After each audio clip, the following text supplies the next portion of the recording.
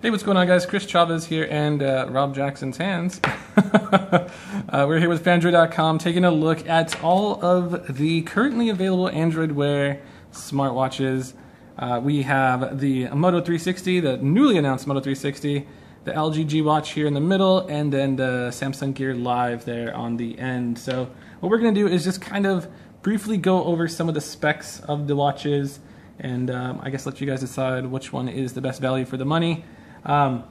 First off, we have the Moto 360, which comes with a 1.56 320 by 290 LCD display there. Super bright, super vibrant. It's actually probably one of the more vibrant of the bunch, I guess aside from the Samsung Gear Live, which uses AMOLED. But this one has a circular display, so you can see that they had to sacrifice some pixels on the corners there to get that whole circular thing going. And it actually is the more unique out of the bunch. The LG G Watch has a 1.65 inch 280 by 280 display, so a little bit bigger than the rest while sacrificing some of that display resolution, and it is noticeably, I guess the PPI is noticeably less than all the other smartwatches. The Samsung Gear Live comes with the highest resolution display at 320 by 320, and it's 1.63 inches, so a little bit smaller than the LG G Watch, but a little more higher resolution, and it definitely shows. You can see some of the text there and stuff is a little bit smaller than on, say, like the LG G Watch. Going to, I guess, the battery, the Moto 360 comes with a 320 milliamp hour battery. Now it's actually one of the smaller ones. It's supposed to still get all day, mixed usage, while the LG G Watch comes with the biggest battery at 400 milliamp hours versus the Samsung Gear Live at 300. So I guess if you're going to compare them, the LG G Watch has the biggest. The 360 is significantly smaller than that, and then the Gear Live is just a tad bit smaller at 300 milliamp hour batteries. Processor-wise, the LG G Watch and the Samsung Gear Live all feature the same Snapdragon 400 processor, while I guess Motorola decided to opt for a little bit different processor for the 360. They're using a TI OMAP 3 processor. When it comes to internal storage and RAM, they're all identical. They all have 4 gigabytes of internal storage and 512 megabytes of RAM, so not too much of a difference there.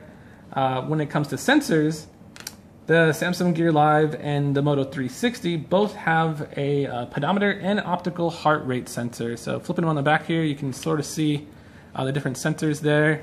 The Moto 360 has this little dot, you can see the little holes there, and the little light will shine through to kind of monitor your heart rate, whereas the Gear Live has this funky little red light thing, similar to like you've seen on the Samsung Galaxy S5. They are Moto 360's IP67 rated, LG G Watches as well, so they're all pretty much water resistant, but we don't recommend taking them out into the pool or to the water at the beach or anything like that. But washing your hands and whatnot, you shouldn't have too much of a problem. As far as weight goes, the Moto 360 is the lightest. It only weighs 49 grams, and that's with the leather strap, whereas the LG G Watch is 63 grams, the heaviest one, followed by the Samsung Gear Live at 59 grams. So it is pretty darn noticeable when you put the Moto 360 on, or you just hold it in your hands. It feels pretty much like air. Kind of interesting.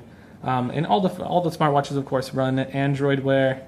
And pricing, the LG G Watch is available for $230, while the Gear Live is $200, and the Moto 360 is surprisingly, despite all of its premiumness, is only going to be $250.